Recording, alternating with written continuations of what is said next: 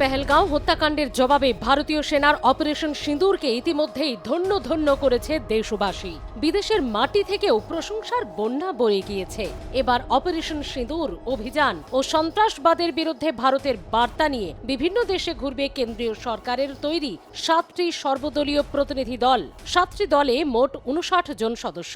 এছাড়াও রয়েছেন কয়েকজন কূটনীতিবিদ। মোট 32টি দেশে ঘুরবেন তারা। ওই 7 দলের নেতৃত্ব দেবেন কংগ্রেসের শশী থারুর, বিজেপির রবিশঙ্কর প্রসাদ, জেডিইউর সঞ্জয় কুমার ঝা, বিজেপির বৈজয়ন্ত পান্ডা, তামিলনাড়ুর প্রাক্তন মুখ্যমন্ত্রী এম করুণানিধির কন্যা ডিএমকের কানিমোজি, এনসিপির সুপ্রিয়া শুলে এবং মহারাষ্ট্রের প্রাক্তন মুখ্যমন্ত্রী একনাথ শিন্ডের পুত্র শিবসেনার শ্রীকান্ত শিন্ডে। তাদের অধীনে প্রতিনিধি দলে 5 থেকে 6 জন করে সদস্য থাকছেন। No, we've lost 26 lives to terrorism. And we want to talk about what really happened and what is happening in this country because of terrorism, and we want to put a stop to that. And also the position of India has to be explained because there are a lot of people and a lot of vested interests which are trying to create different stories. So the truth has to be told, and that is why delegations with leaders from different parties are being sent to many countries across the world to explain what has happened and also to clarify our position about what has happened. You have also been briefed by the MEA Yes. about the issues. So how are you going to take it ahead? We will. There's nothing. I think there's nothing new. I think India has already spoken about what has happened, and there are no two stands. They've been very clear and openly spoken about how we were attacked and how we responded, and how we want to find a solution to this. So we want to explain the same thing which we have already told. বাংলার তৃণমূল সাংসদ ইউসুফ পাঠান এবং রাজ্যসভার BJP সাংসদ শ্রমিক ভট্টাচার্যকে প্রথমে এই দলে রাখা হয়েছিল, কিন্তু এরই মধ্যে হঠাৎ পট পরিবর্তন। জানানো হয় ইউসুফ পাঠান নয়, তৃণমূলের তরফে বিদেশে যাচ্ছেন অভিষেক বন্দ্যোপাধ্যায়। এই নিয়ে কি বলছেন বিরোধীরা? देखिए, उनको शुभकामनाएं, वो जाके भारत की पक्ष रखे विदेश में, और पाकिस्तान का जो नकाब है और पाकिस्तान जो टेररिस्ट सप्लाई करती है पूरी दुनिया को, दुनिया के सामने बताइए। তৃণমূলের কয়েকজন মেম্বার তারাও যাচ্ছেন পুঞ্জ এবং কাশ্মীরের বিভিন্ন এলাকায় 21 এবং 22 তারিখে, এবং তা নিয়ে সেখানে গিয়েও প্রচার করবেন। क्या बोलेंगे? देखिए, गर्मी आई है अभी बंगाल में, इसलिए टूर करने के लिए जा रहे हैं ठंडे जगह पे, और कुछ नहीं है। उनको मुर्शिदाबाद में जाने के लिए बोलिए। इसी को बोलते हैं परिवारवाद। ममता बनर्जी अभिषेक के बिना टीएमसी में आगे ना पीछे किसी को नहीं देख पाते। अभिषेक बनर्जी को कौन जानता है? पश्चिम बंगाल में जानते हैं, सब कोई जानता है। पश्चिम बंगाल का बाहर कौन जानता है? यूसुफ पठान को जानता है। बाहर में भी यूसुफ पठान को जानते हैं क्योंकि वो इंटरनेशनल अक्लेम्ड एक क्रिकेट प्लेयर है। आप मुसलमान को आपका हाथ का ग्रिप में रखना चाहते हैं, उनको बुर्बक बना के रखेंगे, उनको मदरसा का शिक्षा देंगे, उनको स्कूल का यूनिवर्सिटी का शिक्षा नहीं देंगे, मॉडर्न शिक्षा नहीं देंगे।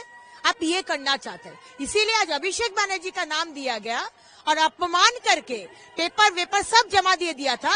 यूसुफ पठान का नाम विड्रॉ कर दिया। शशि थरूर के लिए भी कांग्रेस बोला था, लेकिन शशि थरूर सुने नहीं।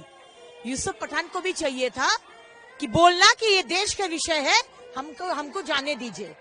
लेकिन शायद मुझे लगता है इंटरनेशनल क्रिकेट प्लेयर है, लेकिन उनका जो स्पाइनल कॉर्ड है ना, वो थोड़ा कमजोर है।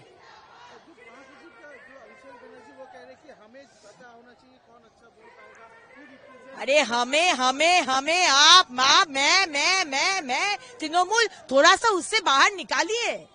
ये देश का विषय है, ये मोदी जी का विषय नहीं। मोदी जी का डेलीगेशन नहीं जा रहे, ये देश का डेलीगेशन जा रहे। आपको गर्व होना चाहिए कि हमारा पार्टी से कोई जा रहे। हम लोग को गर्व है कि श्रमिकदा जा रहे। इतना सारा विरोधी पार्टी है, सब पार्टी से जा रहे। देखिए, अपना राजनीति, अपना पेटी पॉलिटिक्स से ऊपर आना थोड़ा सा सीखेगा तो ही तो आज उसलिए पश्चिम बंगाल का ये हालत है। ममता बनर्जी और अभिषेक बनर्जी ये लोकल करके ही रख दिया है तृणमूल को। ऑल इंडिया नाम है लेकिन है तो आंचलिक, है तो लोकल पार्टी, चिंताधारा भी वही लोकल। अपना पेटी पॉलिटिक्स से थोड़ा सा अगर ऊपर उठते ना तो पश्चिम बंगाल का हालत आज ये नहीं होता।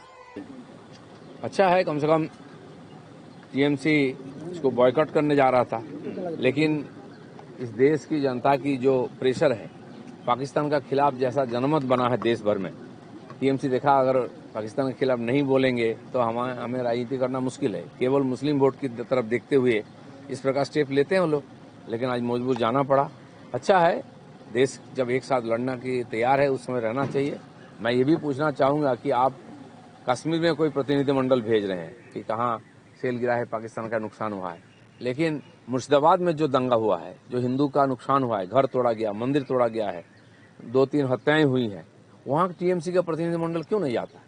क्यों हिंदू का साथ खड़ा होकर नहीं बोलता कि हम आपके साथ हैं, हम आपको देखेंगे?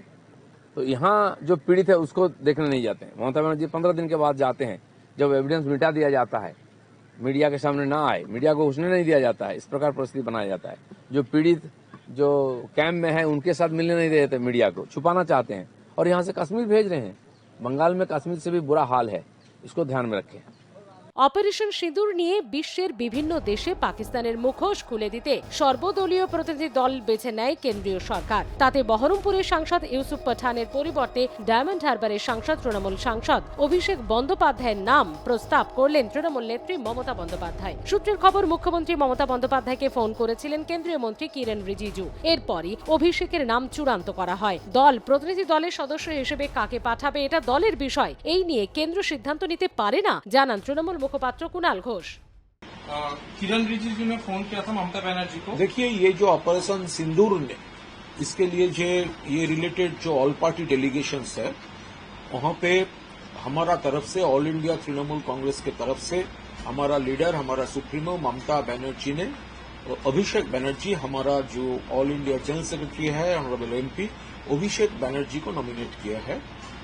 किरण Rijiju, the minister of state for home affairs central government, Kiren Rijiju phone किया था ममता जी को। हम लोग जो पहले बता रहे थे जिसके बारे में, ये देखिए कौन पार्टी से कौन जाएगा, ये तो पार्टी को ये डिसीजन लेना चाहिए। तो वो क्या कर रहे थे, डायरेक्ट एमपी को कांटेक्ट कर रहे थे, वो गलत था। आज किरण रिजिजू का फोन ये साबित कर दिया, जो प्रोसेस के बारे में तृणमूल कांग्रेस जो बोला था वो सही था। तो तृणमूल कांग्रेस बोला था तो पार्टी को पार्टिसिपेशन चाहिए, तो पार्टी को लीडरशिप को तो बताना चाहिए। तो किरण रिजिजू जी ने ममता जी को फोन किया और हमारा ऑल इंडिया जनरल सेक्रेटरी अभिषेक बनर्जी को, वो ऑल पार्टी जो टीम है, जो डेलीगेशन है, ममता बनर्जी ने नॉमिनेट किया। तेलंगाना की तरफ से डेलीगेशन टीम बनाया गया है जो कश्मीर में जाएंगे, कश्मीर के लोगों के साथ। वो तृणमूल पार्टी की तरफ से जो इलाका में ऐसा विक्टिम्स है, ये टेरर हुआ है, तो पार्टी के तरफ से एक डेलीगेशन टीम ममता बनर्जी के इंस्ट्रक्शन में वहां पर वहीं का लोगों से मिलने के लिए जा रहे हैं।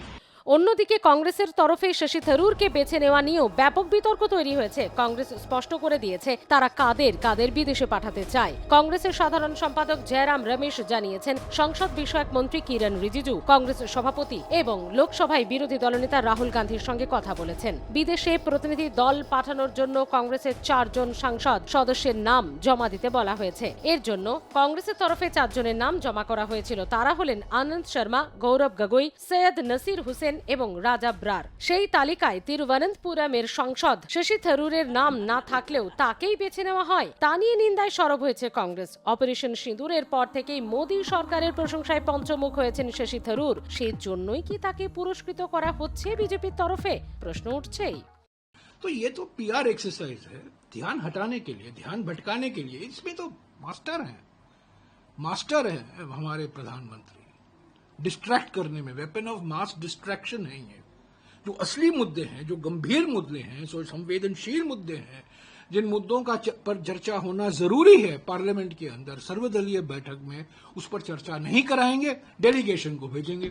ठीक है, डेलीगेशन जाएंगे, जो उनको कहा गया है वो बोलेंगे। जो कल ब्रीफिंग हुआ है विदेश सचिव से, क्लास ली गई है, उसमें विदेश मंत्री मौजूद नहीं थे, कोई मंत्री भी नहीं मौजूद था, सिर्फ अधिकारी थे। ठीक है, ऑफिशियल ब्रीफिंग है, उनको जानकारी मिली है, वो जाके बात करेंगे अलग अलग देशों के अधिकारियों से।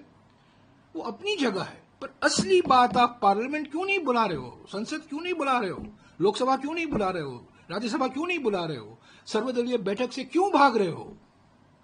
और सिर्फ फिल्मी डायलॉग से ये लोकतंत्र नहीं चलता, फिल्मी डायलॉग देते रहते हैं प्रधानमंत्री। तो असली सवाल उठाए हैं राहुल गांधी जी ने, मल्लिकार्जुन खड़गे जी ने, कांग्रेस पार्टी ने, अलग अलग नेताओं ने, उसका तो कोई जवाब नहीं देता। बुलाकर बुलाइए, नेताओं को बुलाइए। पार्लियामेंट जो 13 दिसंबर 2001 को जब पार्लियामेंट पर आतंकवाद हमला हुआ, पहला फोन कॉल अटल बिहारी वाजपेयी जी को सोनिया जी की ओर से गया, और खुद अटल बिहारी वाजपेयी जी मानते हैं, हमेशा कहते थे ये ही लोकतंत्र, हमारी लोकतंत्र की विशेषता है, यह भारतीय लोकतंत्र की खूबी है। जब आतंकवाद हमला होता है, पहला मुझे फोन आता है नेता प्रतिपक्ष का कि क्या प्रधानमंत्री जी आप सुरक्षित हैं?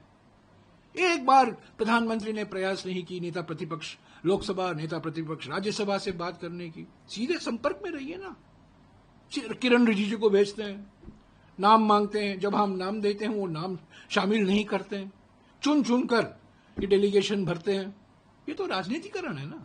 ये तो ये मैं समझता हूं ये पब्लिक रिलेशंस है, बस सिर्फ हेडलाइन के लिए, ऑप्टिक्स के लिए, दिखाने के लिए, और इसका कोई असर तो होने वाला नहीं। সংসদ বিষয়ক মন্ত্রী কিরণ রিজিজু জানিয়েছেন, সবচেয়ে গুরুত্বপূর্ণ মুহূর্ত ভারত এক কাট্টা। সর্বদলীয় প্রতিনিধিদের নিয়ে তৈরি একটি দল সন্ত্রাসবাদের বিরুদ্ধে ভারতের জিরো টলারেন্স নীতি বোঝাতে বিভিন্ন দেশে বার্তা দেবেন। এটা রাজনীতির ঊর্ধ্বে নেওয়া একটি বড় সড় সিদ্ধান্ত। इस तरीके से पाकिस्तान लगातार आतंकवादी हमला कर रहा है, चाहे वो 26/11 मुंबई के आतंकवादी हमला हो या पहलगाम हो। हर एक मौत जो है उसकी अकाउंटेबिलिटी बिल्कुल देश की होती है और देश की सरकारों की होती है।